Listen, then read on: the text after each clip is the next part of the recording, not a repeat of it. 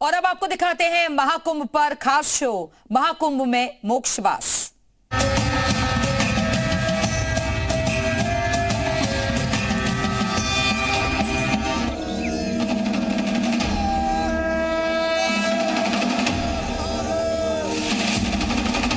गण देवता गंधर्व करते जहां कल्प तप,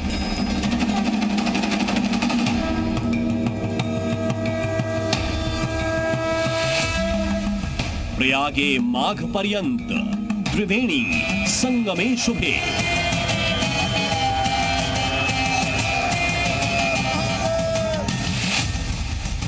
मोक्ष के लिए जहां ब्रह्मा ने किया वास,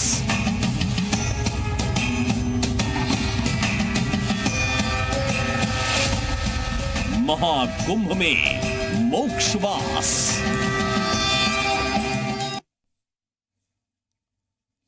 नमस्कार, एक और दिलचस्प रिपोर्ट के साथ मैं हूं राम मोहन शर्मा। 2025 के महाकुंभ में पाप, पुण्य और मोक्ष प्राप्ति पर एक नई सियासी बहस छिड़ी है, जबकि यह सनातन धर्म की साझी विरासत है। लेकिन कई विपक्षी दलों के नेता इसकी अवधारणा पर ही सवाल उठा चुके हैं। तो आज की स्पेशल रिपोर्ट ऐसे सभी लोगों को देखनी चाहिए जिनके मन में पाप, पुण्य और मोक्ष को लेकर आशंकाएं हैं, क्योंकि महाकुंभ का आयोजन अपने आप में एक वैज्ञानिक कालगणना साबित हो चुका है। इसके लिए जो ग्रहों, नक्षत्रों और राशियों का संयोग बनता है, उसकी पुष्टि आज का खगोल विज्ञान भी करता है। तो फिर मोक्ष पर इतना संशय क्यों? आज की स्पेशल रिपोर्ट में आप देखेंगे महाकुंभ में मोक्षवास, जिसे कल्पवास कहते हैं, उसका वैदिक विधान क्या है और इसके पीछे पौराणिक मान्यताएं क्या हैं।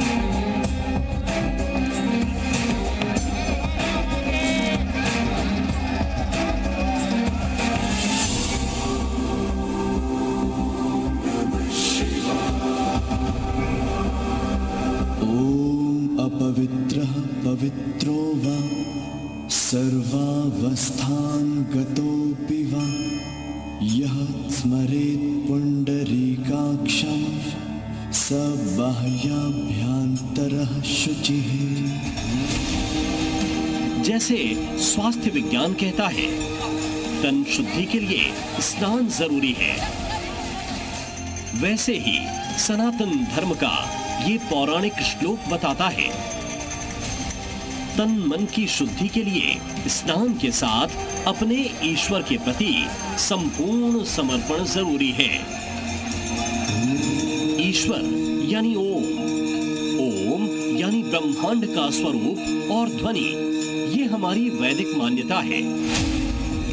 अगर आप इस सृष्टि के प्रति समर्पित हैं, तो आप चाहे पवित्र हो या अपवित्र, ये सृष्टि आपके लिए चलायमान है। इस आस्था के साथ आपका स्वागत है प्रयागराज के संगम पर।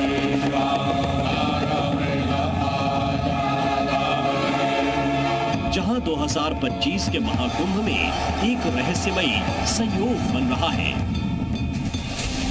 2025 के महाकुंभ में दुर्लभ संयोग, 42 दिन के कल्पवास में 4 युगों का पुण्य। दुनिया के सभी धर्मों में पाप और पुण्य की अवधारणा अलग अलग शब्दों में वर्णित है, लेकिन हमारे वैदिक ग्रंथों में इसकी आध्यात्मिक परिभाषा बेहद दिलचस्प है। पाप, पुण्य और मोक्ष, महाकुंभ को लेकर जो सियासी डिबेट चल रही है, उसके आध्यात्मिक कनेक्शन का रहस्य समझाने के लिए जी मीडिया की टीम पहुंची है संगम तट पर। महाकुंभ के पावन महीनों में पुण्य और मोक्ष को प्राप्त करने का एक खास विधान होता है, जिसे कल्पवास कहते हैं। कल्पवास यानी वो साधना जो सीधे तौर पर आपकी दैहिक और मानसिक शुद्धि से जुड़ी हुई है। आसान शब्दों में कहें तो पाप हर वो कर्म होता है जिससे किसी दूसरे प्राणी को नुकसान पहुंचे, पीड़ा पहुंचे, और पुण्य हर वो कर्म होता है जिससे कुछ नया सृजित होता है, कुछ नया बनता है। अब आपके जहन में सवाल उठ रहा होगा कि क्या महाकुंभ में संगम तट पर कल्पवास और इसके विधान के मुताबिक स्नान से पाप नष्ट हो जाते हैं? महाकुंभ में कल्पवास और स्नान से पाप मुक्ति का रहस्य। पाप पुण्य जो है ये आपके ऊपर निर्भर करता है कि आप जो है अपने आप को क्या मानते हैं। अगर आपने गंगा जी में डुबकी लगाई तो आप ये मान के चलो कि मेरे जितने भी पाप है उससे मुझे जो है वो पाप समाप्त हो गए और पुण्य की प्राप्ति हो गई। कहने का तात्पर्य ये हम पे ही डिपेंड करता है कि हम अपने मन को कैसे रख सकते हैं। पाप और पुण्य को लेकर हमारी वैदिक मान्यता की तरह विज्ञान भी ये मानता है कि इंसान का दिमाग उसके कर्मों का पूरा बही खाता है। इस बही खाते में जो भी चीज दर्ज होगी, हमारा व्यवहार उसी तरह का होगा।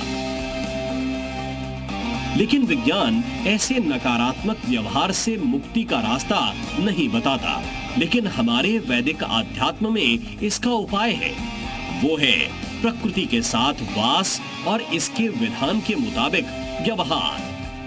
पूरे जीव जगत में स्वयं के शरीर को नया करने का एक प्रोसेस होता है जिसे हम रिजुविनेशन कहते हैं।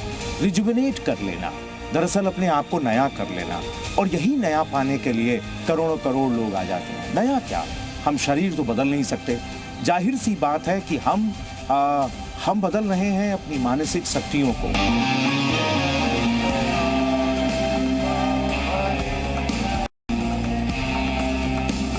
डॉक्टर धनंजय चोपड़ा इलाहाबाद विश्वविद्यालय की मीडिया स्टडीज के संयोजक हैं और महाकुंभ के आध्यात्मिक पहलुओं से जुड़ी कई पुस्तकें भी लिख चुके हैं। जब कल्पवास के कॉन्सेप्ट को समझने के लिए हमने इनसे संपर्क किया तो इन्होंने हमें ऐसी कई बातें बताई जो हमारी आस्था से जुड़ी होने के साथ साथ पूरी तरह से मनोवैज्ञानिक हैं, यानी तन के साथ साथ मन का भी पूरी तरह से शुद्धिकरण।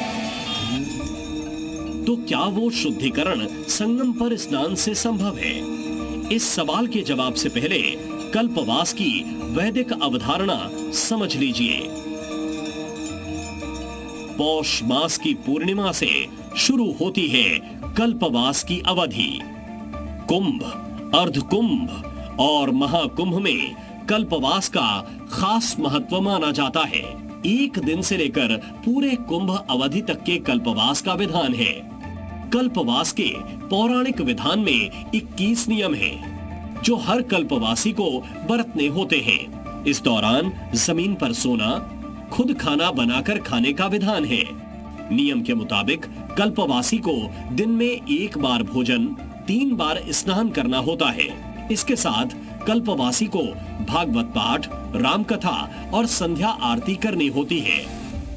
और कल्पवासी लोग जो करते हैं वो सुबह से 1 टाइम भोजन होता है, 3 टाइम उनका नहाना होता है, नंगे पैर बिना प्याज लहसुन का कच्चा खाना खाते हैं वो लोग। इस अवधि में प्रयागराज में 36 कोटि के देवी देवता यहाँ पर विराजमान रहते हैं और कल्पवास के रूप में ही वो विराजमान होते हैं।